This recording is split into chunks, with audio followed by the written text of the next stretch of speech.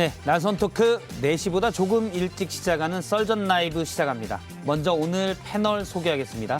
국민의힘 김병민 전 비대위원, 김재섭 전 비대위원, 더불어민주당의 복귀양 전 의원, 정의당의 박원석 전 의원 나왔습니다. 안녕하십니까? 안녕하세요.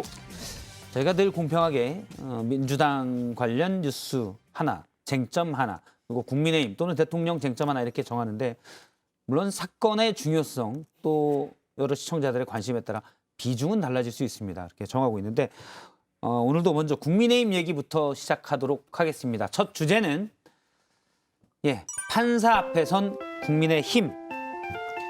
네, 어제 이준석 전 대표가 신청한 가처분 신청 첫 심리가 열렸죠. 조만간 결정이 날 것으로 보이는데요.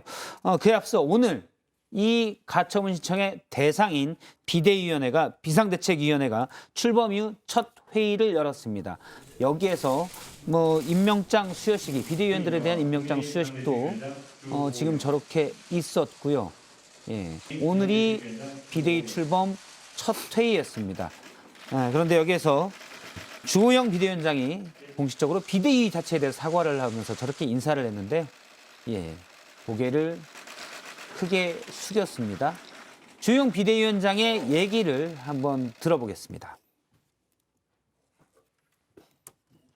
분열이 생긴 일, 또 갈등과 분열을 제대로 수습하지 못하고 법정까지 가게 된 일, 또 부적절한 은행으로 국민들로부터 눈살을 찌푸리게 한 일, 이런 점들을 모두 국민과 당원들께 진심으로 사과하고 반성하고 있다는 말씀을 드립니다.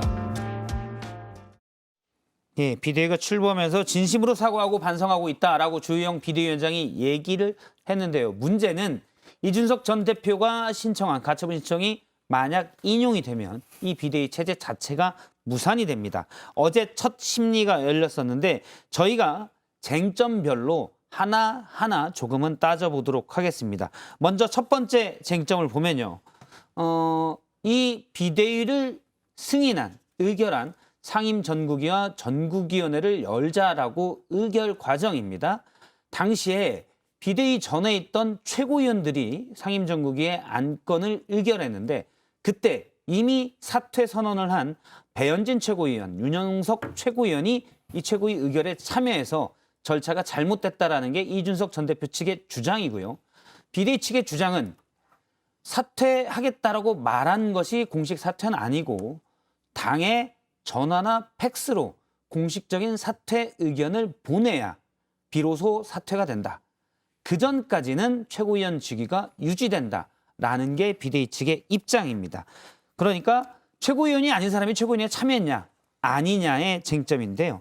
먼저 이 쟁점부터 좀 들어보도록 하죠. 누구 말이 맞다고 보십니까? 일단은 정치적으로 좀 계면적인 일이었죠. 최고위원은 그만두겠다 이렇게 얘기를 했는데 그 뒤에 가서 비상대책위원회로 전환할 수 있게 하기 위한 이 절차들을 밟기 위해 상임전국위원회 해석을 밟아야 되거든요.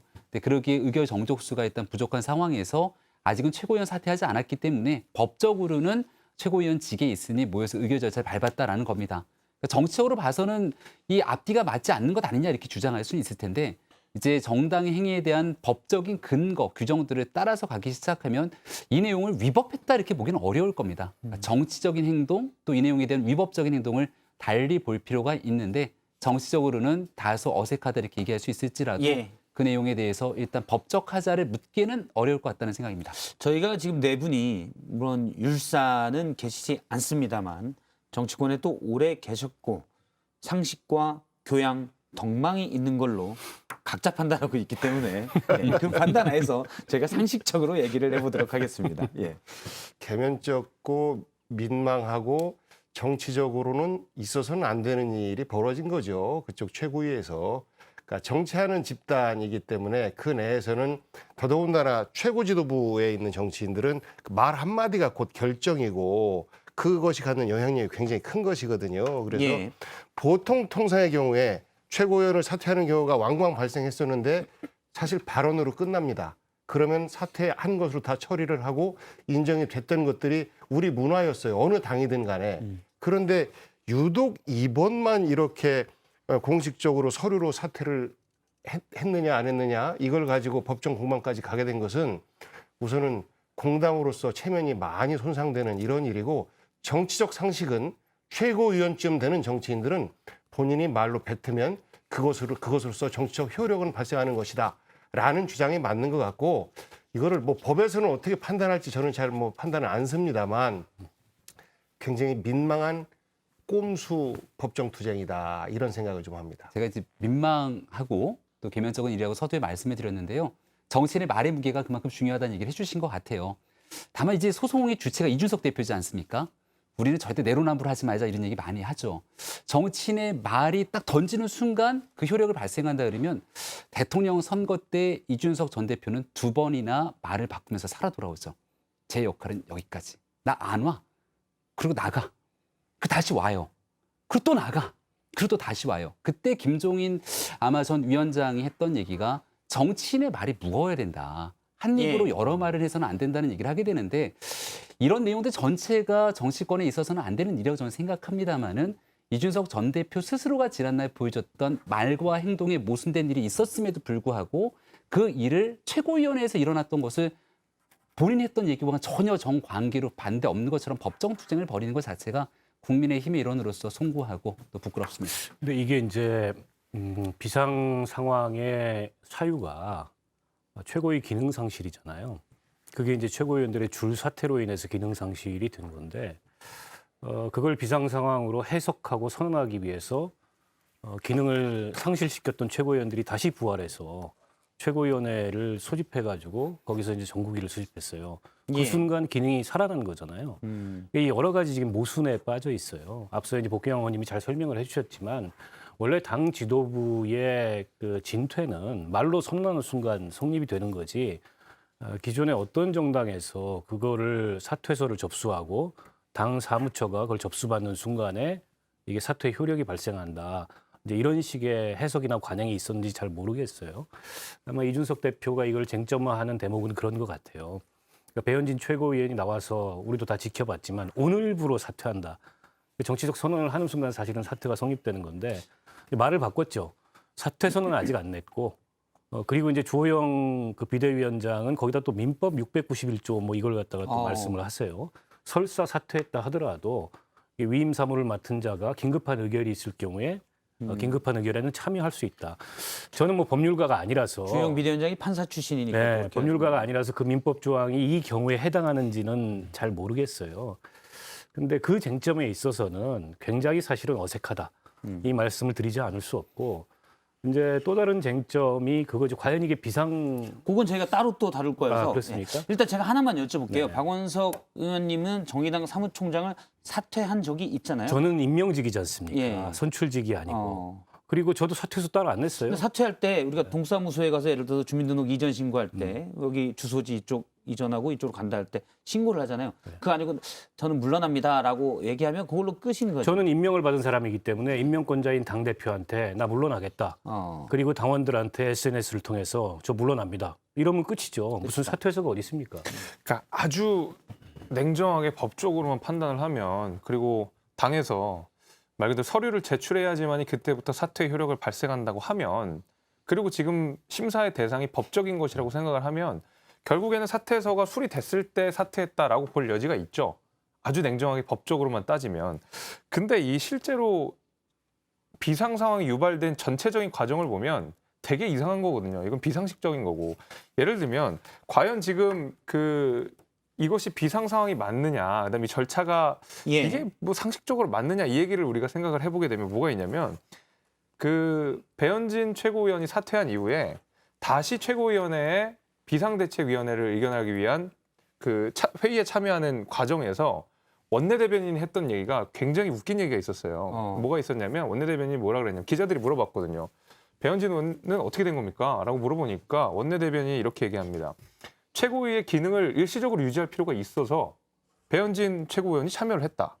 이 얘기를 바꿔 얘기하면 최고위원의 기능은 유지될 수 있다라는 거거든요. 비상 상황이 아니란 소리예요. 그걸 원내대변인 스스로가 자백을 한 거예요. 되게 웃겨진 거죠. 그러니까 어떨 때는 예를 들면 의결할 때는 최고위의 기능이 유지될 수 있고 지금 상황은 비상 상황이니까 최고위의 기능이 유지할 수 없고 이게 그냥 뭐 귀에 걸면 귀걸이 뭐 코에 걸면 코골이 아니겠습니까? 그런 의미에서 아주 냉정하게 사퇴 수리가 언제 됐느냐를 따지면 뭐 사퇴 서를 냈을 때가 기점으로 볼 수도 있겠지만은 이 상황 자체가 납득이 잘 안 된다는 거죠. 그래서 군데 이상한 점을 다 합치면 전반적으로 실질적인 내용에 있어서 법적인 하자가 있다고 볼 여지가 있습니다.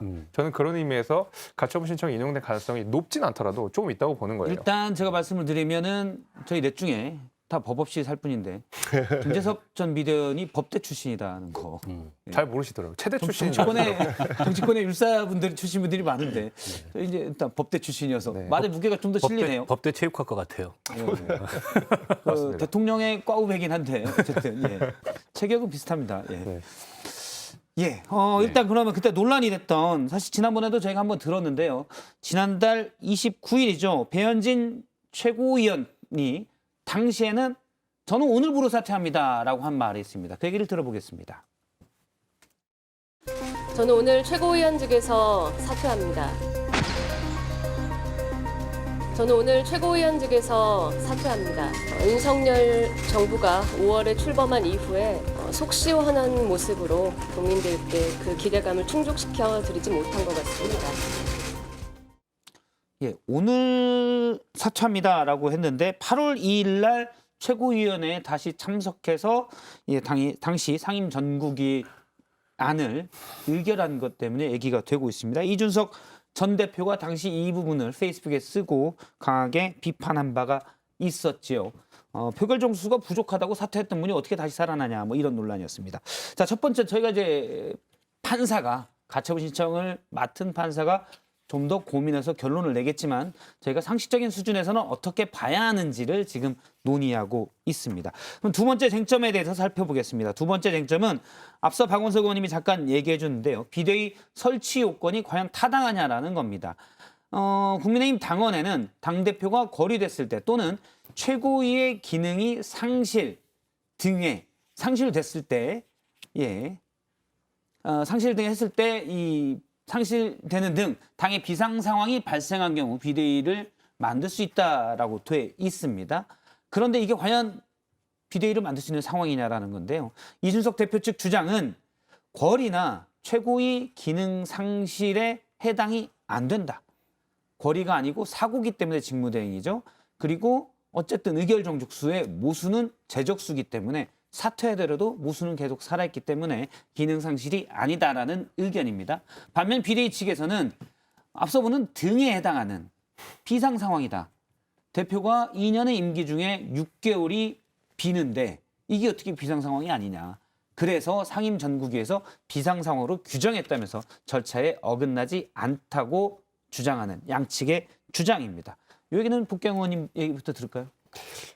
등이라고 하는 말이 예. 법에도 많이 있는데요. 이 등이라고 하는 것은 법 표현으로 일일이 세세하게 담아내기 어려운 경우에 예. 그런 취지를 확대해서 비슷한 사태가 발생했을 때 해석하기 위해서 열어놓는 거지 이렇게 자기 마음대로 해석하라고 하는 게 아니거든요. 그런데 우리가 그 국회에서도 여러 법적인 주장을 하고 할 때 이 등이라는 것을 악용을 해서 사용하는 경우가 왕왕 있어요. 저는 예. 이번에도 왕왕이 있습니까? 네, 왕왕 있습니다. 네. 복귀왕이 아니고 네. 이번에도 사실 이렇게 등이라는 조항에 따라서 비상 상황이다라고 주장하는 것 자체는 좀 민망한 일인 거죠. 이 원래의 이 규정 취지에 맞지 않는 주장을 하려고 하다 보니까 대표적인 민망한 사례 중에 하나가 되는 겁니다. 아까 예. 뭐 말씀하신 것처럼 기능 상실이 됐다가 안 됐다가 그런 거잖아요. 그러니까 안 된 거죠. 의결을 할 때는. 그러니까 배현진 최고, 윤영석 최고가 들어와서 의결할 때는 기능 상실이 안 됐다가 그 다음 날 법적인 것을 보강하기 위해서 서류로 이제 사퇴서를 내는 이런 해프닝이 벌어지기도 했던 것인데 저는 정치적으로 볼 때는요. 비상 상황이죠. 그러니까 이준석 대표가 징계를 받아서 6개월 동안 당무 정지가 됐다.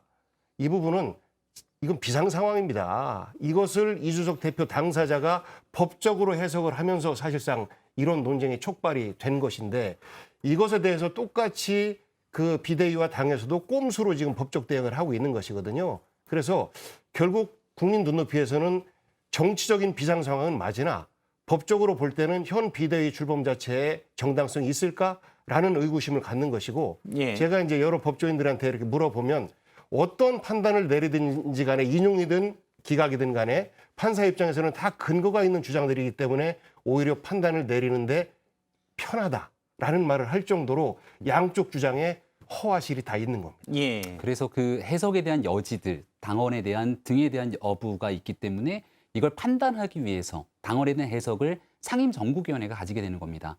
그러니까 당을 대표하고 있는 많은 사람들이 모여있는 상임정국위원회에서 비상 상황인지 아닌지에 대한 판단을 가지게 돼 있다 이 말씀을 드리고요. 일단 이준석 당대표가 6개월이라고 하는 긴 기간 동안 당대표가 윤리위 징계를 받는 초유의 상황이다라는 것들을 부인하는 분들은 없을 겁니다. 그럼 나머지 최고위원들이 정상적인 업무를 수행할 수 있는가를 봐야 되는데 1등 최고위원인 조수전 최고위원 사퇴, 2등 최고위원인 배현진 최고위원 사퇴, 3등 최고위원인 김재원 최고위원은 진직에 사퇴했는데 이 자리를 채우지 않고 꽤 오랫동안 있었고 마지막 남은 4등 최고위원이 정미경 최고위원인데 상임정국위원회가 들어가기 전에 미리 사퇴를 합니다. 그러니까 그 남은 건 청년 최고위원인 김용태 최고위원 한 명밖에 남지 않는 상황에서 상임정국위원 중에 한 명으로 만약 그 자리에 계셨다면 이 내용을 당의 비상상황이라고 규정하지 않을 재간은 없었을 것이다. 예. 이렇게 판단되기 때문에 초창기에 일어나고 있는 많은 일들이 국민들 보시기에 썩 순리적으로 순탄하게 진행됐다라고 보기는 어렵더라도 법적으로 이거 뒤집을 근거는 없다고 봅니다.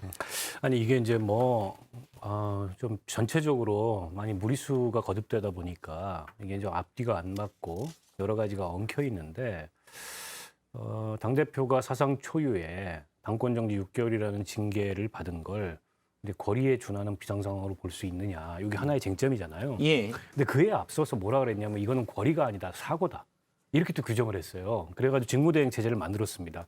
거리라는 걸 부정했어요. 사고다. 6개월 뒤에 이준석 돌아올 수 있다. 당원의 거리라는 표현이 있는데 네. 사고로 규정을 했죠. 왜냐하면 비상 상황으로 가야 되니까 거리면. 그래서 사고로 규정을 해놨어요. 그랬다가 이제 문자 들키고 그 다음부터 최고위원들이 한두 명씩 사퇴하니까 아닌데 이거 비상 상황 같은데 이래가지고 최고위원회 기능 상실로 해서 비상 상황을 만들었어요.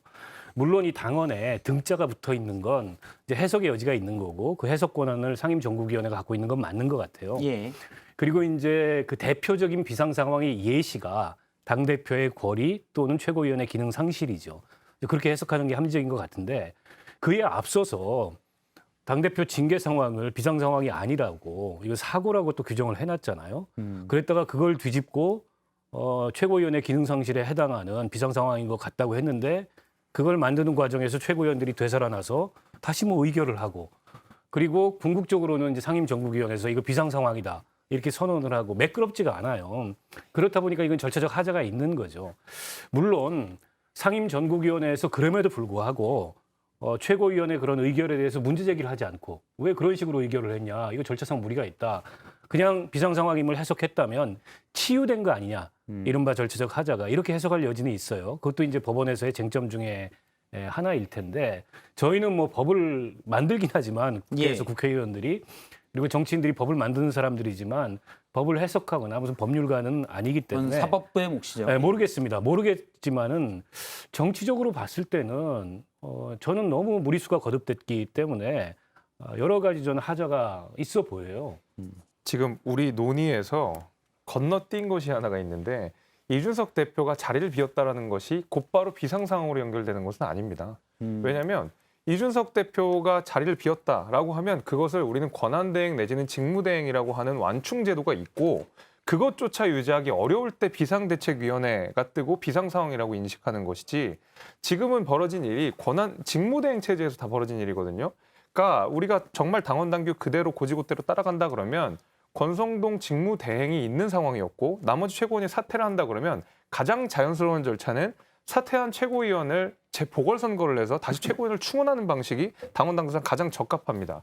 그럼에도 불구하고 직무대행 체제라고 이미 인정된 형태를 굳이 와해시키기 위해서 비상상황을 유발해서 그다음 비상대책위원회로 넘어간 것이거든요. 그럴 거면 우리 직무대행이나 권한대행 뭐하러 만들어놨습니까? 대표가 비워지면 바로 비상상황이니까 비상대책위원회 뜨고 그다음 최고위원 전당대회 준비하십시오라고 당원을 바꿔야 되는 것이죠. 그러니까 지금 직무대행이 있다라는 것 자체를 국민의힘 당원 당규에 직무대행이 있다는 것 자체를 사실은 무시한 절차라고 저는 볼 수밖에 없다고 봐요. 그럴 거면 직무대행도 지워버려야죠 이번에.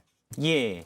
그러니까 요거를 지금 보시겠지만 뭐 저희가 국민의힘 당 소속의 두 패널 분들도 의견이 엇갈리고 저희는 사실 약간 진보 쪽 그래서 박원석 의원님과 복귀한 의원님도 의견이 엇갈릴 때가 있습니다. 합리적 패널 구성이 돼 있다는 부분.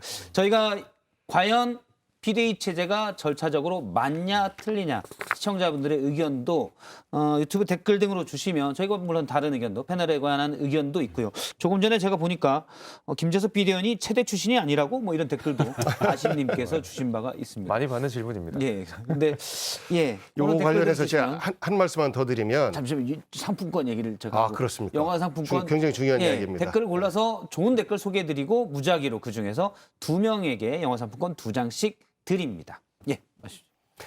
그 애시당초에 직무대행으로 한 것이 권성동 체제에서 안정적으로 당을 좀 이렇게 운영하겠다라는 취지가 숨겨져 있었던 것 같아요. 이것을 고리로 볼지 사고로 볼지 이것도 어쨌거나 당 내에서 해석하는 건데 권성동 체제로 가고 싶은 욕심이 있었기 때문에 이렇게 문제가 꼬였다고 봐요.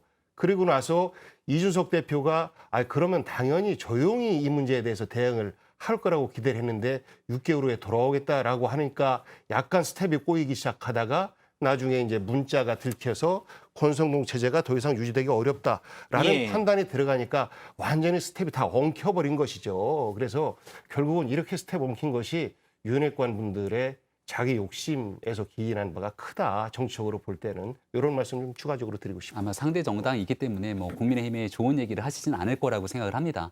좀 전에 김재섭 비대위원이 얘기했던 건 이제 권성동 원내대표가 직무대행으로 갈 수 있는 여지가 있는데 왜 이것을 비상상황으로 가느냐에 대한 얘기를 하지만 이준석 대표가 징계를 받았던 것만으로 곧장 비상상황을 선포하진 않았고요. 직무대행으로서 아마 역할들을 좀 수행하면서 사건을 수습하려고 했던 것 같습니다. 근데 여기에 최고위원들의 줄사태가 일어나게 되니 그 최고위원의 줄사태를 두고 해석하는 배경은 예를 들어서 뭔가 정치적인 외압이 있었을 거라는 해석. 제가 그중에 최고위원들 일부를 만나서 들어봤을 때에는 나도 열심히 전당대회를 통해서 있었던 엄밀한 지도부인데 내가 스스로 내 자리를 내려놓을 정도면 얼마나 참담하게 이 당이 무너지고 있는 것인가에 대한 책임 정치라고 하는 측면이 맞부딪히고 있는 겁니다. 그 상황에서 이준석 대표가 6개월이 없는 상태, 직무대행은 제대로 역할을 못하고 있었고 최고위원들이 줄사퇴하고 있으니까 상임정국위원회에서는 이 전체 상황을 일컬어서 비상 상황이다 이렇게 규정한 건데요. 더 얘기를 끌고 이 내용을 갖고 다투는 것 자체가 국민의힘의 치부를 드러내는 것이기 때문에 일단은 빨리 법원에서 신속하게 판단해 주길 바랍니다. 예, 그러면 법원 판단이 인용이냐 기각이냐 둘 중 하나겠죠. 인용이 될 경우 그러니까 이준석 전 대표가 제기한 비대위 체제에 대한 효력정지 가처분 신청이 인용돼서 비대위 체제가 맞지 않다라고 될 때 이준석 대표는 일단 당대표 자리로 복귀를 하게 되죠. 하지만 당원권 정지 6개월은 살아있기 때문에 당원권은 없습니다. 그리고 현 비대위, 주호영 비대위는 무력화되고 만약 기각이 될 경우 이준석 대표의 주장이 쓸데없다기보다도 일단 납득이 안 된다라고 된다면 이준석 전 대표는 해임이 확정되고 주호영 비대위 체제는 유지가 됩니다.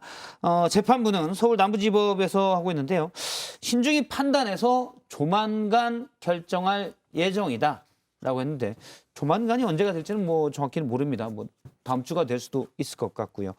예, 뭐 만약에 인용이 된다면 국민의힘은 난리가 나지 않을까요? 난리 안 나나요? 저는 오히려 인용이 되면 예. 이준석 대표 그때 사퇴할 것 같아요. 제 생각은.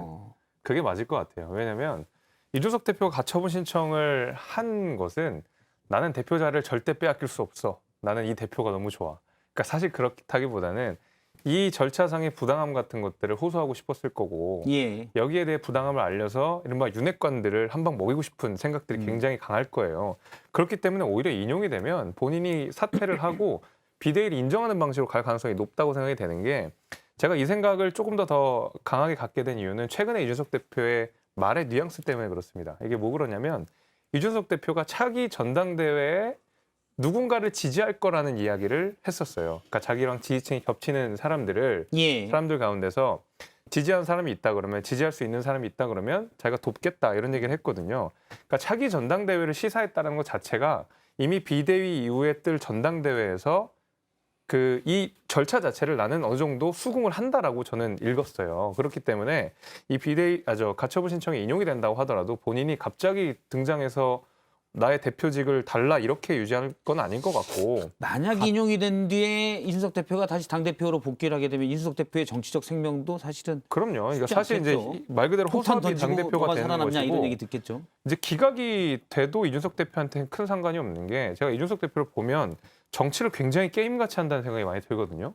근데 이준석 대표의 지금 가처분 신청을 들여다보게 되면 정말 게임 이론에 딱 맞는 내용이에요. 뭐냐면 예를 들면 가처분 신청이 인용이 됐을 때는 자기한테는 엄청난 정치적 자산이 생깁니다. 그리고 자신과 싸웠던 윤핵관들 그리고 뭐 척tus던 사람들에 대해서 정말 한 방 먹일 수 있는 그들에게 명운을 걸게 하는 아주 정치적 공격을 하게 되는 건데 만약 기각이 된다 하더라도 사실 이준석 대표의 처우에는 큰 변화가 없어요. 앞으로도 계속 이 가처분 신청이 아니라 본소송으로 들어가서 이 소송을 끌 수도 있고 여론전이 가처분 신청에 기각이 되든 인용이 되든 본인은 계속 할 수 있거든요. 예. 그렇기 때문에 게임 이론상 이준석 대표는 지지 않는 게임을 하는 겁니다. 그러니까 이게 이제 본안 소송을 냈죠 이미. 그래서 상당히 장기전을 예고한 거라고 보고 가처분이 기각되더라도 여기서 포기하지 않는다 이걸 시사하는 거라고 보는데요. 가처분이 인용됐을 때 정치적으로 판단해서 사퇴할 수도 있다고 생각해요. 그러면 뭐 정치적 완승이죠. 사실은 윤핵관들에 대해서 이준석 대표가.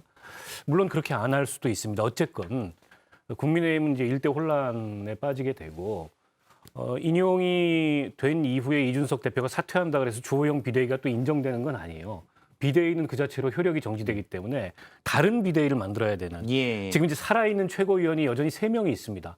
당연직 최고위원인 권성동, 성일종 두 분에다가 사퇴하지 않았던 김용태 최고위원. 예. 근데 이것도 이제 의결 정족수는 안 되잖아요. 그러면은 권성동 원내대표가 다시 한번 비상사태를 선포하고 다시 이 상임정국위를 소집해서 처음부터 비대위를 다시 구성해야 되는 이런 절차를 거쳐야 되는데 당의 면은 깎일 대로 깎이고 굉장한 혼선이 오겠죠. 아까 이제 기각이 돼도 이준석 대표는 잃을 게 없는 그런 게임이다 이렇게 말씀은 하시지만 정치적으로는 꼭 그렇지 않아요. 그러니까 본인이 주장해 왔던 그런 어떤 이 절차적인 본인의 정당성 이게 한번 타격을 받는 거기 때문에 새가 좀 주춤하긴 하겠죠. 그렇다 해서 뭐 여론전을 멈추거나 윤핵관들에 대한 문제 제기를 멈출 것 같지는 않은데 그래서 제가 거듭 말씀드린 게 이게 끝나도 끝난 게 아니다. 비대위가 출범해도 끝난 게 아니고 저 소송이 가처분 이 소송이 끝나도 끝난 게 아닌 상황이 돼버린 거예요. 제가 볼 때는 이준석 대표 주변에 스마트폰과 마이크가 있다면 이 싸움은 끝나지 않는다. 아니 결과적으로 다음 지도부가 예. 다음 지도부가 선출이 돼야 그때까지 뭐 시간이 얼마나 걸릴지 예. 모르겠는데 조금 이제 상황이 정리가 돼 갈 텐데 다음 지도부 선출의 시점 또 지도부에 출마하고자 하는 뭐 생각을 가진 분들 간에 여러 가지 뭐 이해관계 또 이게 어쨌든 당 선거를 하게 되면 그에 따라서 당 내부에 편가르기도 발생하고 뭐 여러 예. 가지 어쨌든 경쟁의 양상이 나타나잖아요. 그런 과정들을 거칠 것이기 때문에 이게 집권 초기에 국정운영 능력이 많이 떨어져 있는데 여당이 굉장히 세게 국정운영을 뒷받침하는 혹은 국정운영을 끌고 가는 그런 모습은 한동안 기대하기 힘들다. 어쨌든 그런 집권 여당의 상황이 집권 초에 윤석열 대통령 집권 초에 좋지 않은 상황이 계속되고 있습니다. 추가로 더 저희가 얘기를 또 해볼 게 있어서 이준석 대표가 오늘도 라디오 인터뷰에서 윤 대통령을 향해서 거의 직접적으로 아주 강한 비판을 했습니다. 직접 들어보겠습니다. 이런 굉장히 이제 통 큰 이미지 이런 게 강조되다 보니까 뭐 저런 거는 당연히 우리가 털고 갈 수 있겠지라는 생각하고 있었는데 그게 아니었던 것처럼 되니까 당황스러운 것이고 여기서 할 수 있는 말은 인용하자면은 국민도 속은 것 같고 저도 속은 것 같아요 그 부분은. 예, 여기에서 할 수 있는 말은 인용하자면 국민도 속은 것 같고 저도 속은 것 같아요라고 얘기했습니다.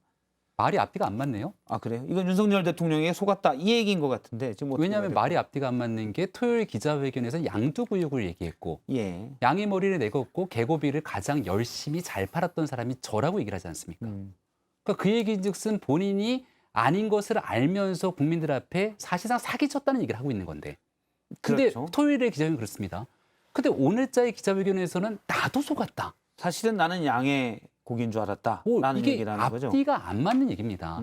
그래서 뭐 여러 가지 얘기들이 이준석 전 대표가 이 얘기 저 얘기를 끄집어다가 계속 얘기를 하고 있는데 결과적으로 모순이 발생할 수밖에 없는 것이고요. 우리가 그 물건을 파는 과정 속에서 결국 그 물건을 생산하고 제조하고 유통하고 판매하고 여기 대해서 이거 따로 떼어서 설명할 수 있겠습니까? 같이 그 모든 것들에 대한 일원의 책임을 가지고 있는 사람들인데 여기서 나만 쏙 빼갖고 나는 아무런 문제가 없고 이 모든 책임은 다 대통령의 책임이고 이렇게 가는 순간 저는 이준석 전 대표가 윤석열 대통령과 대립각을 세우면서 자신의 정치적 중량감을 좀 키우고 정치적 미래를 따로 도모하는 것 같다는 느낌 지우기는 어려운데요. 예. 다만 이준석 전 대표가 이렇게 얘기하면 할수록 지금 얘기하고 있는 이준석 전 대표의 말의 진심은 뭘까? 나중에 가서 또 그때는 제가 속았습니다. 그때는 국민들 앞에 제가 다른 얘기를 했습니다. 이렇게 얘기할 수밖에 없다는 자기 모순이 아닐까. 스스로를 깎아먹는 일을 계속하고 있는 겁니다. 일단 이준석 대표는 당시에도 그 당시에 개고기를 내걸고 개고기를 팔았다라는 부분은 그 당시 상황을 개고기에 비유한 거다라고 얘기한 바는 있습니다.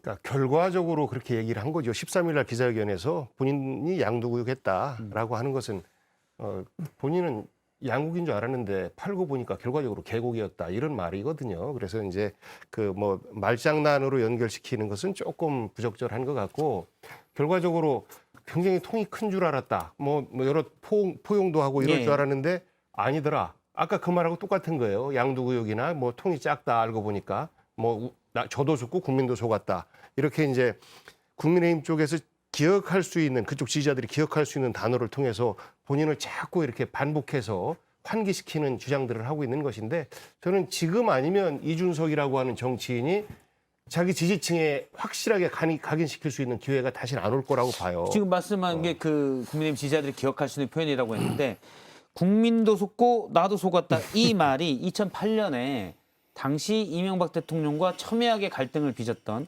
박근혜 한나라당 의원 그 전에 이제 당대표를 했기 때문에 한나라당 대표로 저희가 표시를 했는데 그때 2008년 18대 총선 당시 친박 인사들이 대거 공천에서 떨어지자 결국 저도 속고 국민도 속았다. 이렇게 말해서 유명한 표현이 됐습니다.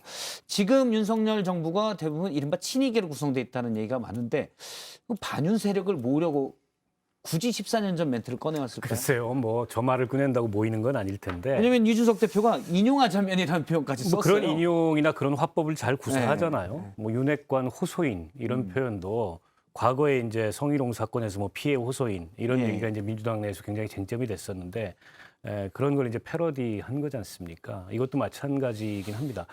근데 대통령 이미지가 깨진 건 맞죠.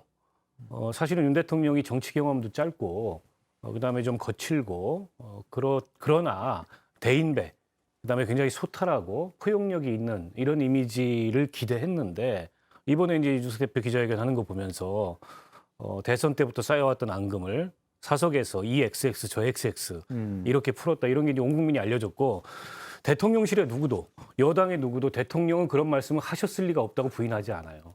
이게 지금 사실이기 때문에 그런 거겠죠. 그런 걸로 인해서 저는 이제 이미지는 많이 깨졌다고 생각해요. 그걸 다시 한번 이제 환기한 거라고 보고요. 이준석 대표가 왜 이렇게 대통령과 각을 세우냐. 주호영 비대위원장도 대통령을 직접 이렇게 지칭하거나 비판하는 얘기를 좀 삼갔으면 좋겠다. 이렇게 얘기를 하는데 근데 반대로 뒤집어 해보면 지금 이준석 대표 입장에서는 어차피 어설프게 그 정치를 해봐야 남는 게 없는데 뭐 막말로 2판 4판인 상황인데 제일 센 사람하고 붙어야지 그러면 뭐 그 약한 사람들 골라가지고 누구 뭐 장모모 의원, 권모모 의원 왜 그랬어요? 예. 이래 봐야 사실은 본인의 몸값만 낮추는 거죠. 저는 의도적으로 그런 생각이 들어있다고 생각합니다. 콕 집어서 대통령과 각을 세우고 있다라는 분석이셨고요. 예. 그렇겠죠. 이 부분은 어떻습니까? 아까 이제 김병민 대변인도 얘기를 했는데요. 근데 박근혜 전 대통령의 발언들을 끄집어왔잖아요. 네. 이준석 전 대표하면 제일 먼저 떠오르는 게 박근혜 퀴즈입니다. 그때 2012년에 비대위원이었죠. 2012년 비상대책위원으로 활동하면서 누구보다 박근혜 전 대통령을 위해 열심히 일해왔고 또 박근혜 전 대통령과 함께 정치를 하지 않았습니까? 근데 그 이후에 보여줬던 행보는 누구보다 거칠게 박근혜 전 대통령을 비난하고 비판했습니다. 그러니까 이준석 전 대표가 걸어왔던 길들이 똑같은 행동이 반복되잖아요. 윤석열 대통령을 만들기 위해서 본인이 그 당시에 아니라고 생각됐으면 내가 생각하고 있는 내용이 아니기 때문에 본인이 당대표직에서 사퇴할 수도 있고 더 좋은 사람들이 윤석열 대통령이 당의 경선을 통해 후보로 확정이 됩니다. 본인 말처럼 정말 나는 윤 대통령과 생각이 안 맞는다. 그럼 당대표 사퇴하고 난 다음 다른 분이 맡으십시오라고 할 수도 있는 거고 본인의 정치적 판단 아니겠습니까? 근데 박근혜 전 대통령 때 쭉 해놓고 나중에 와서 이제 보니까 그분이 아닌가 보다. 이렇게 해서 비판하고 윤석열 대통령에 대해서 만들려고 노력한 다음에 사실상 윤석열 대통령과 뭔가 모종의 케미나 호흡이 잘 안 맞는 것처럼 그 이후의 상황이 흘러가니까 아, 저 사람은 아닌 것 같다 손가락질하고 우리들의 일그러진 영웅이라고 하는 옛날 영화들이 있는데요. 이문열 소설이죠. 소설을 영화로 소설. 만들어졌고 뭔가 거대한 권력이 있을 때는 아무 말 못하고 있다가 권력이 사그러져 갔을 때는 바로 먼저 나가갖고선 잘못된 사람이다. 이렇게 얘기하는 과정들을 지켜볼 때 과연 국민들은 누구에게 잘잘못을 따지겠는가? 아니, 양두구육 전문가라는 말씀 주장이신데. 아니, 국민들이 봤을 때는 대표가. 이런 내용들을 통해서 저도 이 대표한테 쓴소리 하고 싶진 않은데 너무 과격하게 윤석열 대통령을 공격하면서 자신의 정치적 장으로 끌어들이려고 하니까 예. 이런 얘기는 좀 그만했으면 그러니까 좋겠습니다.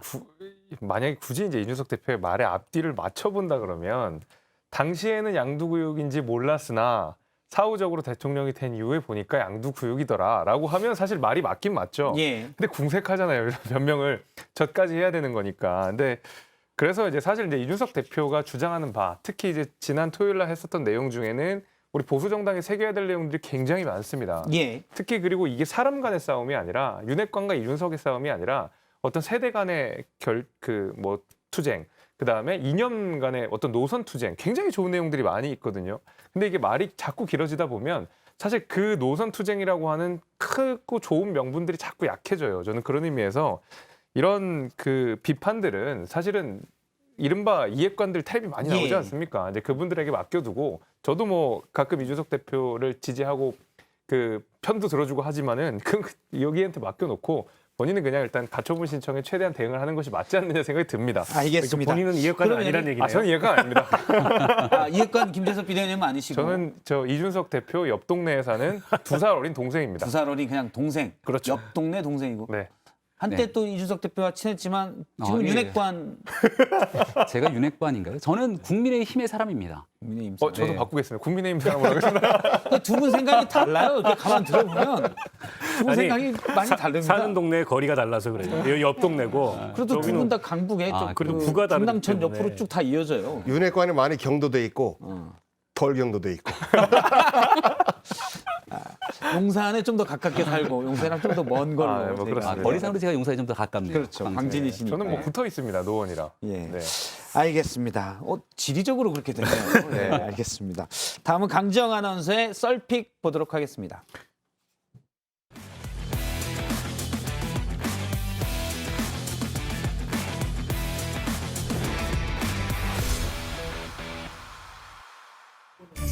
네, 썰픽입니다. 첫 번째 픽은요. 김순호 의혹 전혀 몰랐다. 이상민 행정안전부 장관이 김순호 경찰국장의 인노회 밀고 특제 의혹에 대해서 이렇게 얘기했습니다. 경찰국을 새로 만들어서 초대 경찰국장으로 그런 분을 임명하는 것이 과연 맞느냐, 적절하냐. 인노회에 대해서 제가 저는 김순호 경찰국장 때문에 인노회라는 걸 처음 알게 됐는데요. 이 장관은 김 국장을 발탁한 근거로 전 정부의 엄격한 검증을 얘기했습니다. 장관님께서는 비경찰대 출신 김 국장을 비롯한 몇 분을 제청을 하셨죠. 특별히 비경찰대를 본 것은 아니고요.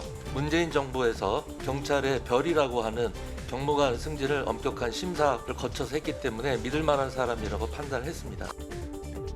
한편 김순호 경찰국장은 인노회는 이적단체라고 했다가 민주당이 2년 전 대법원 판결을 들며 질타를 하자 자신이 활동할 당시 이적단체였다는 의미였다며 해명하기도 했습니다. 두 번째 팩입니다.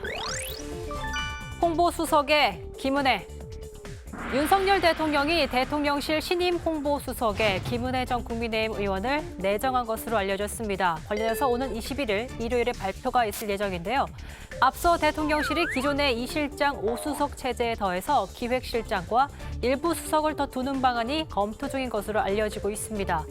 김대기 대통령 비서실장은 일단 정책기획수석을 먼저 신설하겠다고 했습니다. 여러분이 픽한 오늘의 썰 무엇인가요? 예, 오늘 국회에서는 이른바 밀정 의혹 논란이 있는 김순호 치안감 경찰국장이죠. 이에 대한 얘기가 있었습니다. 그런 의혹 논란에 대해서 이상민 행정안전부 장관은 몰랐다. 그리고 또 문재인 정부에서 경무관 승진 때 많이 심사를 한 거 아니냐라고 얘기를 했었는데요. 이제 만약 알게 됐다면 확인해서 그런데 밀정 의혹 있는 사람이 물론 오래전 얘기긴 하지만 14만 경찰의 인사 책임자를 맡는 게 맞느냐? 이건 어떻게 보십니까? 그러니까 맞지 않죠. 그러니까 몰랐는데 이제 알게 됐으면 이게 쟁점이 됐으면 어떤 조치를 취해야 되는데 그냥 임명을 했단 말이에요. 예. 게다가 이제 이 경찰국 신설을 둘러싸고 결국에는 권력이 경찰을 장악하려고 하는 거 아니냐. 과거에 이제 치안본부 경찰국을 연상케 한다. 근데 공교롭게도 그 당시에 이게 뭐 노동운동을 하다가 갑자기 사라져서 대공특채가 되고 이 사람이 특채된 뒤에 이른바 이제 조직 사건이 줄줄이 일어났던 밀정임이 거의 강력히 의심되는 이런 사람을 그 자리에 앉히는 게 맞느냐. 이게 이제 계속 문제 제기가 됨에도 불구하고 그냥 모르쇠로 일관하는 건 좀 옳지 않다고 생각하고. 예. 그리고 김순호 이 씨도 오늘 국회에 나와서 답변하는 걸 보면 엄연히 대법원에서 이적단체가 아니라고 판결난 사건을 여전히 본인은 과거의 그런 본인의 그 생각을 가지고서 이적단체라고 답변하는 것, 그런 인식을 가진 사람이, 그 우리 헌법이나 우리 이제 최고 재판소의 판결을 제대로 존중하지 않는 사람이 저런 업무를 한다는 게 저는 맞지 않다고 보고요. 이 문제 그냥 넘어갈 수 있는 문제 아니라고 봅니다. 예. 김은혜 홍보수석 얘기도 좀 들어볼까요? 어떻게 보십니까? 두 대변인을 번째 설픽. 예, 두 번째 설픽. 윤석열 후보 시절 대변인을 오랫동안 하셨으니까 홍보수석 잘 가는 건가요? 그때 대변인도 같이 했고 또 이후에 공보단장도 했고 예. 인수위 대변인을 김은혜 의원이 하면서 사실 굉장히 기자들과의 교분과 친분이 두텁습니다. 아마 그리고 나서 경기지사 선거에 출마하면서 뭔가 이제 안정적인 국정기조가 함께 이어가지 못했다라고 하는 흐름들이 있는 것 같은데 지금 정무, 홍보에 좀 문제가 있는 것 아니냐는 지적이 상당하지 않습니까? 예. 제가 봤을 때는 일단 시급한 상황에서 대통령과 생각을 어느 정도, 대통령이 어떤 생각을 하는지에 대해서 눈빛만 봐도 아는 사람들이 들어가는 것이 맞습니다. 이거를 이제 인적 쇄신이다 이렇게 보기보다는 시급한 상황에서의 긴급 투입 정도로 보면 어떨까 생각이 듭니다. 100일 됐는데 100일 만에 벌써부터 돌려막기가 시작되고 있어요. 사람이 그렇게 없습니까? 그러니까 대변인으로 친해졌으니까 유승민 그 경기도지사 주기 싫어서 보냈다가 또 지금 홍보가 잘 안 된다 싶으니까 또 데려다 쓰는, 그만큼 자기가 아는 사람 아니면 안 쓰는 이런 모습들을 보여주고 있어서 정말 걱정스러운 대목이 아닐 수 없고, 그리고 포장 잘한다고 잘 되는 거 아닙니다. 정말로 제대로 된 알맹이를 바꾸지 않으면 우리 국민들이 쉽게 마음을 열지 않을 것 같아요. 참고로 아는 사람도 안 쓰기도 하고요. 또 모르는 사람을 쓰기도 합니다. 네. 제가 그 얘기 하려고 어쨌건 한마디로 정리하면 윤핵관 돌려막기다. 저는 이렇게 표현하고 싶습니다. 아니 김병민 대변인도 윤석열 대통령의 눈빛만 봐도 아는 분인데 그래서 이제 이신 점심으로 방송에서 눈빛만 보고 전달하지 예, 않습니다. 대통령의 뜻을 전달하는 중요한 책무를 예. 눈빛을 TV로 보시죠. 직접 보시죠. 최근에 없으시죠? 아, 예, 최근에 직접 본 적은 없습니다. 최근에 직접 보신 적은 없고. 알겠습니다. 일단 TV를 통해서 보고 계시는 김병민 대변인의 얘기였습니다. 저희가 그러면 댓글, 영어 상품권 드려야 되니까요. 댓글 또 얘기를 해보도록 하겠습니다. 일단 비대위 운명에 관련돼서 안경님, 사직서를 내고 처리가 돼야 사직이 되는 겁니다. 가처분은 100% 기각입니다. 본안소송 1년 넘게 걸립니다. 라는 의견 주셨고요. 코스모스님은 이준석 대표를 쫓아내려고 비대위 체제가 만들어졌다면 당연히 비대위는 기각돼야 한다. 라는 또 다른 반대 의견을 주셨습니다. 이정성님 의견 좋은데요. 앞뒤가 같은 대리운전보다 못한 앞뒤가 다른 국민의힘이라는 의견을 주셨다는 거 참고로 말씀드립니다. 그리고 이준석 전 대표가 속았다. 나도 속았다. 라고 한 얘기에 대해서 참신한 의견을 미니진님께서 주셨습니다. 이준석 속이기 쉽지 않을 텐데 이분 대단하네요. 예, 일단 터졌으니까 이분 미니진이 상품권 나갑니다. 네, 이거 괜찮았습니다. 이준석 속이기 쉽지 않을 텐데. 예. 보통은 반대잖아요. 이준석한테 그렇죠. 많이 속잖아요. AB님은 결혼할 때 살면서 고쳐지겠거니라고 생각한다던데 라는 의견도 주셨습니다. 미고 A님, 속인 놈이나 속은 놈 둘 다 나쁘다. 더 나쁜 놈은 속인 놈이다. 제 의견이 아닙니다. 댓글입니다. 댓글에 이렇게 의견이 또 나왔습니다. 예. 메롱이님, 아들과 약속해서요. 영화표 관련인데요. 비상선언복에 영화표 주세요. 비상 상황인지 확인해 보겠습니다. 라는 의견 주셨고요. 이분 별꼴다방님 있습니다. 딸아이 둘 키우는 싱글 대디입니다. 주말에 아이들과 영화 보고 싶어요. 한부모 가정 힘냅시다. 갈매기 2개. 네. 갈매기인가요? 뭐 요거 2개 주셨습니다. 이분 드려야 되겠네요. 그래야 될 네. 것 같아요. 네. 이분 얼마 힘드시겠어요? 차분하지만 일단 이분 딸아이 2분에 3장 드려야죠, 3장. 3장을 드려야 될 것 같은데요. 싱글 딸 대디에 딸 둘과 둘이니까 싱글 이분은 대디면 2장 주면 셋인데 어떡합니까? 한 3장을 식구가. 주셔야죠. 팝콘까지 쏘세요. 제가 욕먹는 분인데 김병민 대변인님의 의견을 받아들여 3장 이분에게 특별히 좋습니다. 드리도록 하겠습니다. 그리고 참고로 말씀드리면 내일부터 우린 6남매다 필요 없습니다. 정말 2장입니다. 예. 탕탕님 티켓 받고 싶어서 사장님한테 설사 났다고 거짓말치고 화장실에 앉아서 유튜브 보고 있어요. 예, 고맙습니다. 영화표는 끝났습니다. 가을하느님 김병민 얼굴살이 쏙 빠졌네. 맘고생 심한 듯. 일단 뭐 발언은 꾸준히 하고 계신 걸로 보이고요. 시크님 박원석 정도면 정의당 대표도 해도 될 인물일 텐데라는 의견 주셨습니다. 본인도 고개를 끄덕거리고 있네요. 저도 뭐 드리라고 하고 과거에 싶은데 선거도 출마했었습니다. 친구들 떨어지긴 했지만. 알겠습니다. 오늘 다른 분들 의견도 있지만 일단 여기까지는 댓글 듣고요. 다음 주제를 또 보도록 하겠습니다. 다음 주제는 민주당 얘기인데요. 80조 사망의 묘수로 잡았습니다. 그 말 많던 당원 그중에도 이번에 개정되는 80조 사망이 논란이 되고 있습니다. 이게 바로 꼼수다라는 얘기가 나오고 있는데요. 먼저 80조 사망 수정안을 당을 잠깐 보면 그러니까 1항 기소와 동시에 당직이 정지된다는 1항에도 불구하고 정치 탄압이 있는 걸로 보인다라면은 당무위에서 달리 판단 내릴 수 있다. 그러니까 당직 정지를 안 할 수 있다라는 얘기입니다. 그런데 문제는 당무위는 100인 미만으로 해서 뭐 당대표, 각 시도당 위원장 여러 명이 있는데요. 당무위는 사실상 당대표가 중심이 돼서 꾸리는 거기 때문에 당대표 맘인대로 되는 것 아니냐. 이재명 의원이 당대표가 되면 어쨌든 이 당무위는 이재명 당무위가 되고 셀프 구제가 가능하다라는 주장이 있습니다. 어떻게 봐야 될까요? 먼저 복귀양 의원님 얘기부터 들어볼까요? 이 조항은 국민의힘이나 민주당이나 똑같이 있는 조항인데 이번에 이제 이 논쟁이 되면서 결국은 이 사망을 그 정치적 판단을 내릴 수 없는 사람들 상대적으로 정치적 판단을 내리는데 조금 경험이 없는 분들이 정치적 판단을 내릴 수 있는 부분에 대해서는 그러면 이 부분은 최고위로 간다라기보단 더 많은 정치인들이 함께 판단해보는 것이 맞겠다라는 차원에서 당무위의 의결로 달리 판단할 수 있다라고 정리를 한 것이라 저는 굉장히 합리적으로 됐다라고 봐요. 그러니까 국민의힘 같은 경우는 중앙윤리위원회에서 판단할 수 있다라고 하는 것인데 이런 비상한 상황이 있을 경우에는 사실 꼼수는 통할 수가 없습니다. 그리고 현재 당무위원회는 이제 시도지사, 시도당 위원장 그리고 14개 의무적인 위원장 해서 이분들도 다 하나하나의 큰 정치인들이기 때문에 여기에서 당대표의 어떤 일방적인 의견에 따라서 어떤 결정을 내리고 그렇게 되지 않고 이 안에서 정말 부당하게 당대표를 중심으로 한 다수의 의견이 관철되었다라고 하면 그 당이 살아남을 수 있겠습니까? 꼼수 아니다라는 게 이제 복귀양 의원님의 그렇기 때문에 주장이고. 근데 이 부분은 합리적으로 정무적 판단할 수 있는 여지를 여전히 남겨놓은 것이다라고 보는 것이 맞는 것 같아요. 윤리위는 사실은 최고위랑 별도의 조직으로 되어 있으니까 지도부 눈치 안 보고 윤리위 징계할 수 있거든요. 이준석 대표가 딱 그렇게 날아간 거 아닙니까?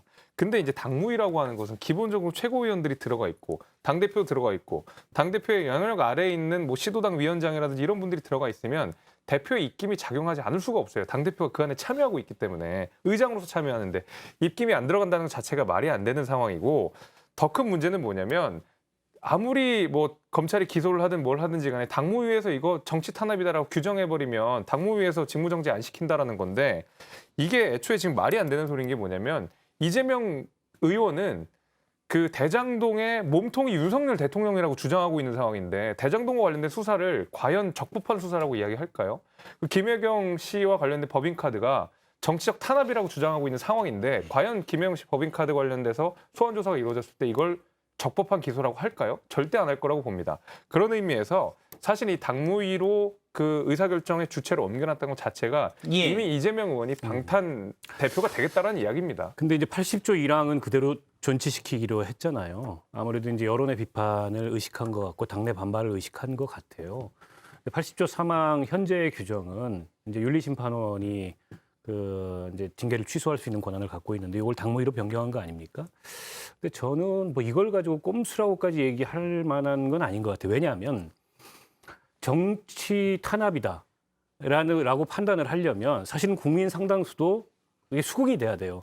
지금 비상 상황이다. 국민들이 수긍 못하니까 지금 이런 상황이 빚어지는 거 아닙니까? 그 이준석 대표가 반발하고 마찬가지예요. 법인 카드 문제로 혹은 그 옆집 GH가 임대했다는 예. 이런 문제로 만약에 기소가 됐다. 근데 이건 정치 탄압이니까 이거는 뭐 직무정지 안 된다. 80조 사망에 따라서 이렇게 당무위가 의결하려고 그래도 그게 국민 다수의 의견이나 국민 다수의 여론하고 동떨어져 있으면은 자충수를 두는 거죠. 결국에는 또 이게 이제 이재명 방탄 아니냐 그런 결정이 이런 비판에 직면할 거여서 저는 설사 이걸 가지고 방탄 갑옷을 하나 더 입으려는 의도에서 이렇게 개정을 했다 손 치더라도 결과적으로 그렇게 작동하지 못할 거다. 민심이라는 게 그런 걸 용납하지 않는다고 봐요. 박원석 의원님이 이제 돌려서 비판한 것 같은데 제가 직설적으로 비판하면 나중에 가서 그렇게 못할 것이 아니라 민주당은 그렇게 할 거라고 저는 개인적으로 생각을 하고요. 저도 그렇게 생각합니다. 그리고 그 호미로 막을 수 있는 거 나중에 가래로도 못 막습니다. 지금은 사실 제가 민주당 봤을 때 어렵고 여론이 안 따르니까 어쩔 수 없이 이렇게 간 것 같은데 나중에 만약 가정을 해서 이재명 의원에 대한 수사가 현실화되고 거기서 기소가 되고 그리고 여기에 대한 당무위원회에서 그런 결정을 내리게 됐을 때 중요한 정치적 상황들이 오게 된다면 그때 가서 지금 저희 국민의힘이 했던 그런 모습들을 아마 민주당이 똑같이 또 볼 수 있지 않을까 싶습니다. 그 당의 명운이 걸린 일에 당무위에서 특정 개인을 지키기 위한 이런 결정을 안 내릴 것이고요. 그리고 당대표의 영향하에 있지 않은 충남도당위원장 복귀왕도 있고요. 네. 지금 충남 도당위원장 걱정하지 살아있는 양심이. 않으셔도 돼요. 저는 저의 판단대로 할 것이고 다른 분들도 그렇게 할 것이고 새롭게. 김동연 경기지사도 그렇게 판단할 것이기 때문에 이 순간 눈에 힘을 더 주시는 것 네. 같아요. 갑자기 눈이 커졌습니다. 행동하는 짧게 양심에. 제가 시간이 다 됐다고 했는데 계속 조금만 달라고 계속 너무 주셨는데 걱정하지 않으셔도 됩니다. 충남 도당위원장 복귀왕님 의견을 지금 있습니다. 네. 네, 오늘 내분 말씀 여기까지 듣겠습니다. 고맙습니다. 고맙습니다.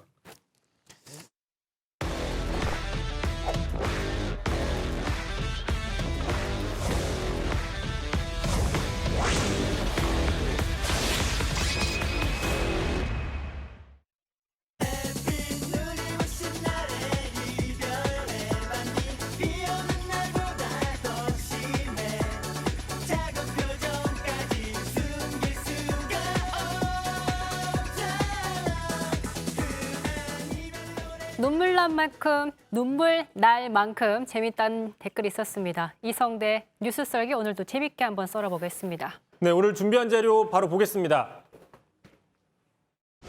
저도 그 대학 교수를 20년 해봐서 잘 압니다만은 그런 정도의 그 논문 표절 그런 것은 흔하게 있습니다. 여러 가지 사정으로 그 학위 논문을 이 통과시켜주고 하는 그런 모습들이 어느 대학이건 있기 마련입니다. 자, 논문 유지 이유에 대한 새로운 평, 새로울 신자를 쓰면 신평. 그렇죠. 저는 알고 있었습니다. 자, 윤 대통령의 멘토로 알려진 신평 변호사의 말입니다. 얼마 전 김건희 여사 박사 논문 표절이 아니란 결정이 논란이 됐는데 다시 한번 지금 언론의 주목을 받고 있어요. 네, 일단 참고로 그 신평 변호사 입장에서는 본인은 그 윤석열 대통령의 멘토가 아니다라고 부인을 하고 있지만 언론에서는 멘토라고 많이 거론을 하고 있습니다. 어쨌든 이 신평 변호사가 김 여사의 논문 문제에 대해서 다시 한번 적극적으로 옹호를 했습니다. 이렇게 얘기를 했었죠. 자, 김 여사의 논문 표절, 내가 교수를 해봐서 아는데, 많이 듣던 표현이죠. 내가 해봐서 아는데 그 정도는 흔했다. 이렇게 얘기를 했습니다. 자, 그러니까 당시 관행에 비춰봤을 때 얼마든지 양해할 만한 수준이다라고 두둔을 하고 있는 셈이죠. 근데 사실 표절 문제는 학계, 특히 교수들 사이에선 굉장히 민감하고 중요한 문제라고 볼 수 있습니다. 학위가 박탈될 수 있는 사안인데다가 과거에 흔하다고 해서 그게 합법인 건 또 아니잖아요. 그렇습니다. 자, 그래서 한번 하나하나 좀 따져볼 필요가 있는데요. 먼저 이 학계에서는요, 일반적으로 그 표절률이 한 15% 이상을 넘어가면 좀 위험하다, 뭐 이렇게 얘기를 한다고 합니다. 찾아보니까. 자, 먼저 이제 그 논란이 됐던 이른바 유지 논란으로 많이 알려져 있었죠. 저 유지라는 한글을 그대로 영어로 번역을 해서. 자, 이 논문의 경우에는 표절률이 물론 이제 검증 프로그램마다 조금씩 다르긴 하지만 약 43%로 나오고 있습니다. 거의 절반에 가깝죠. 그리고 또 이제 국민대에서 검증 결과 문제가 없다라고 했던 박사 논문들에 대해서는 이미 그 구현상 숙명여대 교수가 얘기를 했었죠. 오히려 자신의 2002년 논문과 상당 부분이 닮았다. 표절이다. 내가 표절 피해자다라고 얘기를 한 상황입니다. 자, 따라서 이제 이런 상황이기 때문에 당시 관행으로 흔했다. 문제가 없다라는 식의 그 신평 변호사의 주장은 좀 설득력이 떨어지는 게 아니냐. 강 앵커 말씀하신 것처럼 표절이 관행일지는 모르겠지만 그래도 표절은 표절인 거죠. 합법일 수 없죠. 자, 김건희 여사 논문 작성 시기가 이제 2007년입니다. 심평 변호사의 주장을 그러니까 굳이 따져서 좀 들어가 보면 15년 전의 학계 풍토가 좀 표절에 너그럽거나 경각심이 약했다. 엄격해진 지금 잣대로 평가하면 안 된다. 이런 얘기인 것 같은데 맞습니까? 뭐 그런 측면에서 옹호를 했다라고도 분석을 해볼 수 있어요. 자, 김 여사가 학위를 받았던 게 2007년, 2008년, 지금으로부터 약 한 15년 전, 14년 전입니다. 자, 그렇다면 당시에 표절 문제가 크게 문제가 안 될 때였느냐? 자, 보신 것처럼 대표적으로 신정아 사건 기억나시죠? 네. 대한민국을 그때 떠들썩하게 했던 사건이었습니다. 흔들어놨죠. 가짜 학력 의혹. 네. 상당히 많이 그 화제가 됐었고 논란이 됐었는데 자, 신정아 씨 표절 논문 국내에서 짜깁기 의혹이 있었다. 신정아 씨의 박사 논문 100% 베꼈다. 이런 식의 당시 기사들이 많이 나왔습니다. 자, 이제 따져보시면 자, 2007년, 8년 김건희 여사가 논문을 쓰던 시절에 이런 문제가 터지면서 일반적으로 학계에서도 자, 이참에 털고 가자. 표절에 대한 좀 더 엄격한 기준을 세우자. 이런 얘기들이 많았습니다. 언론에서도 많이 나왔고요. 자, 그렇기 때문에 심평 변호사가 지금 얘기했었죠. 자, 당시에는 내가 해봐서 아는데 흔했다. 자, 흔했다고 하지만 과연 이게 어느 시대냐. 김건희 여사가 논문을 쓴 그 시절은 아니었다라고 분석을 해볼 수 있는 거죠. 그 정도는 흔하다는 저 말이 좀 걸리는 게 그 정도라고 하면 뭐 퍼센티지가 뭐 10%, 40%는 흔했고 100%면 흔하지 않았다 이런 얘기를 하는 건지 글쎄요. 당시 사건은 정말 한국 사회를 흔들어 놨기 때문에 저도 기억이 또렷합니다. 당시에도 표절 문제는 민감한 문제였다는 걸 보여주는 건데 심평 교수의 주장대로라면 그 당시 학위받은 박사들 모두 표절 문제가 있는 거 아니냐 이런 의심의 눈초리를 받을 수 있는 상황인데 결국에는 김 여사를 옹호하려다가 지금 부적절한 주장을 한 거 아니냐 이런 주장들이 제기되고 있고요. 이제 그래서 좀 논란이 일었어요. 논란이 일자 오늘 추가 해명을 내놨습니다. 자, 지난 16일이었죠. 물론 기사는 17일자 나왔지만 말씀드린 것처럼 내가 해봐서 하는데 그 정도는 흔했다라고 얘기를 했었잖아요. 자, 그런데 오늘은 자, 김건희 씨의 김건희 여사의 논문을 직접 검토한 그 교수에게 직접 들었다는 지인의 말을 직접 인용을 하면서 이렇게 얘기를 했습니다. 자, 김건희 여사의 논문은 품격을 갖췄다. 품격이 있었다. 당시 표절이 흔했는데 이제 보니 품격을 갖췄다. 180도 입장이 좀 달라진 게 아니냐 이런 지적을 해볼 수 있을 것 같습니다. 시청자 여러분들께서 그 품격이 있는지 판단해 주시면 될 것 같고요. 사실 김 여사 논문은 표절 논란도 있었지만 그 회원 유지, 영어 번역이 그러니까 멤버 유지 이 부족한 완성도 자체가 지금 논란이 되고 있기 때문에 그렇죠. 그게 더 이제 논란이 됐었던 것이죠. 네. 자, 이 부분에 대해서도 이제 심평 변호사 이렇게 좀 추가 두둔 해명을 내놨어요. 자, 한국의 학생들이 외국어에 많이 약합니다. 취약합니다. 외국어에 두려움을 느끼는 학위 신청자들은 아예 처음부터 한글로 문장을 써서 영어 번역기에 돌려서 나오는 영문을 그대로 올리기도 합니다라고 얘기를 하면서 그러다 보니까 김건희 여사 같은 그런 문제들이 발생할 수밖에 없었다. 뭐 이렇게 좀 상황적인 요인을 돌리고 있고 옹호를 했는데 자, 아까 다시 보신 것처럼 그 번역기를 돌렸다는 그 김 여사의 논문을 보시면 솔직히 번역기 쓰는 건 문제가 안 됩니다. 다 쓸 수 이동해야죠. 있어요. 구글 번역기 많이 저도 사용하죠. 씁니다. 네. 그게 문제가 아니라 그걸 돌렸으면 확인하는 과정이 필요했다라는 거고요. 더구나 이게 본문도 아니고 제목입니다. 본문이라고 해도 네. 이해할 수 있을 수 있지만 제목에 이렇게 나오는 부분들은 너무나 확인 과정을 거치지 않았기 때문에 좀 이해가 안 된다. 이런 지적들이 나오고 있는 거고요. 그런데 이 문제를 마치 한국의 모든 대학생, 모든 대학원생들의 영어 실력이 부족하다라는 문제로 정당화시키는 건 좀 납득이 안 된다. 뭐 이렇게 볼 수 있습니다. 다른 것도 아니라 논문입니다. 번역이 잘 됐는지 확인 없이 그대로 내보내진 않겠죠. 특히나 제목입니다.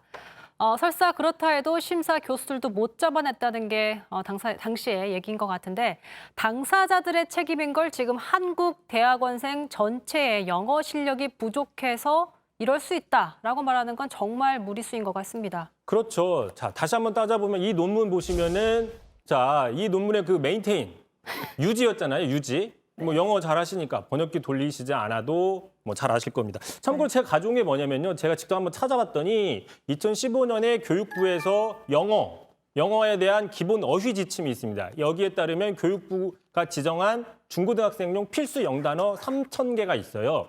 여기를 찾아보니까 메인테넌스의 동사형인 메인테인, 유지하다, 계속하다 이 단어가 있습니다. 바꿔 얘기하면 수능 수준의 단어라 이거죠. 자, 뭐 계속 개정이 되는데 교육부 지침은 계속 살아있는 단어입니다. 자, 결론적으로 얘기를 하면은 자, 중고등학교 수준, 수능 영어 수준의 이 단어조차 번역을 했지만 제대로 쓰지 못했다. 그런데 이 부분을 가지고 우리나라 이제 박사학위를 받게 되면 외국 논문도 참고하잖아요. 한국 대학원생들의 영어 수준이 낮다고 일반화시키는 부분은 좀 무리수가 있다. 이렇게 볼 수 있는 겁니다. 정말 사실 다시 보더라도 제목입니다. 전 제목이 틀렸다는 게 참 더 논란이 되는 사안이 아닐까 싶은데 결국엔 심평 교수가 표절 논란을 옹호하려다가 더 논란을 만들고 있는 상황인 것 같네요. 이성대 뉴스저기 여기까지 하죠. 수고하셨습니다. 네, 오늘 썰전 라이브 여기까지입니다. 계속해서 정치부 회의가 이어지고요. 저희는 내일 다시 찾아오겠습니다. 시청해주신 여러분 고맙습니다.